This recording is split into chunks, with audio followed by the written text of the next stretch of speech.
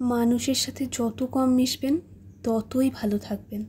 বিশেষ করে আপনার প্রিয় মানুষের তালিকায় যদি কেউ না থাকে তাহলেই ভালো। অকাল মনের মৃত্যুটা আর উপভোগ করতে হবে না। ভুল করে যদি প্রিয় মানুষের তালিকায় কাউকে চোখ করে ফেলেন আর সেই মানুষটা যদি আপনার জন্য সঠিক মানুষ না হয়, তাহলে এই প্রিয় মানুষটাই আপনার জীবন নষ্টের মূল হাতিয়ার হয়ে উঠবে। প্রথমের দিকে ভালোই সময় কাটবে, মনে হবে জীবনে এই মানুষটা আরও আগে আসেনি কেন।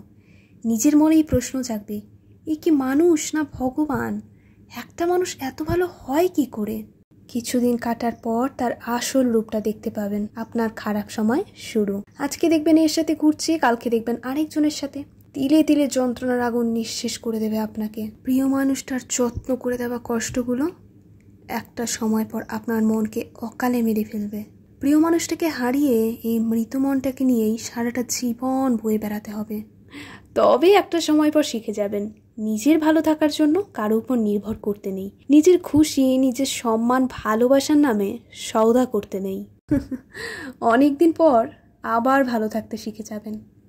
তবে তখন আর কাউকে আগের মতো বিশ্বাস করতে পারবেন না। প্রচণ্ড ভয় করবে, কারণ আপনি জানেন, উপভোগ করেছেন মৃত মনের সেই ভয়ানক তীব্র যন্ত্রণা।